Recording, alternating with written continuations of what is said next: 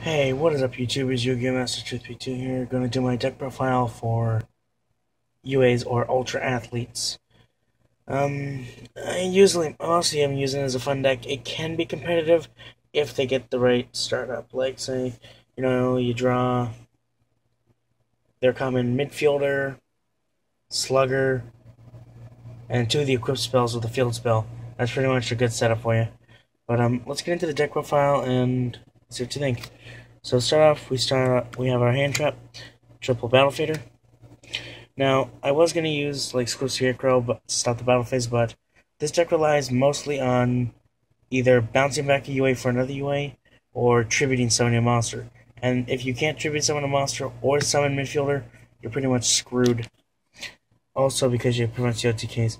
Now, as a little tech card, and some people like to use Thousand Blades with this too, I only use the Rogue Challenger Assault Halberd, mostly because he's a miniature Cyber Dragon, he does piercing, and if he does damage to the opponent, he gets to search another one of himself, or UA card. Sorry, or Heroic Challenger card.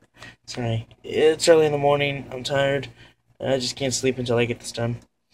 Then for your MVP of the deck, literally, UA midfielder. 3 of them. Until this guy came out, the deck mostly relied on just playing stuff that lets you tribute your opponent's monsters, or, like I said, Battle Fader. But who knows? Who knows what UAs would have done without him? Next, here's a little joke for you. Here is your 3 UA Scout. Yeah, your little boink in the head.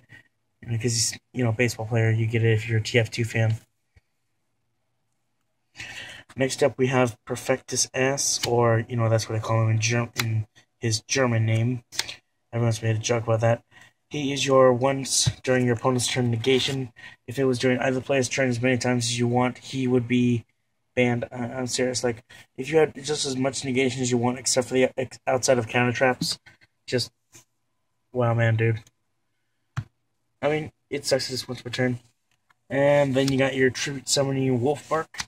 Basically, if you tribute summon him during any player's turn, or if you special summon him on your opponent's turn, you can summon your UA monster out of your hand or out of your graveyard, which is cool.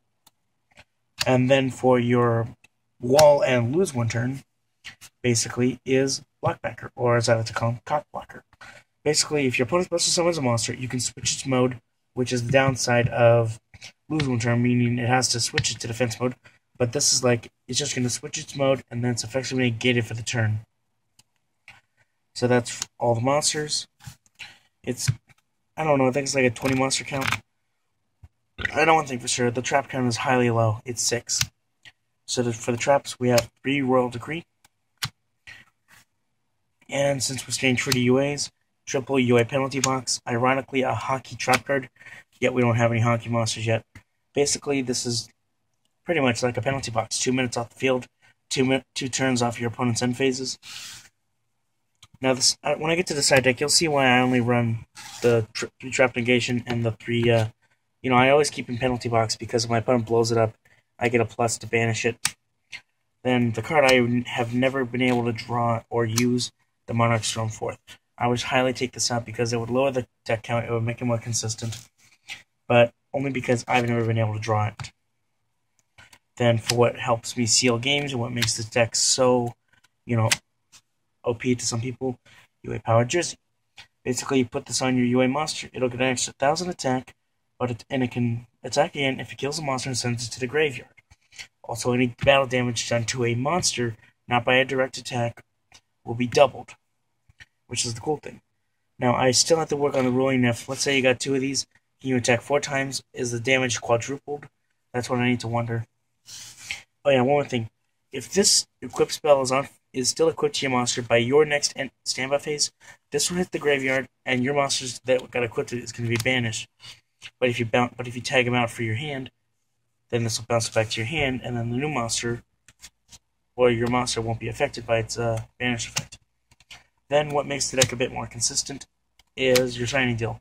Okay, so you didn't draw into a Rhoda, you didn't draw into midfielder, you didn't draw into anything that can get your stuff going. You summon your midfielder off the Shishiki 1200, you bounce, and then you're set up to go. Oh, sorry about that. Next, you got your Searcher the UA Stadium. Basically, whenever you know summon a UA monster, you get to search a UA monster out of your deck. And then once per turn, if you special summon a UA monster, all monsters you currently control will get an attack boost. Not just the UA monsters, just monsters you currently control on this while you had that summon. Then triple reinforcement of the army, or Rhoda as they call it. Mostly because you have 6 targets. That's all I need to say. You got 6 targets now. I actually ran this at like 2 or 1 just because I only used midfielders, and Stadium would just get me more midfielders.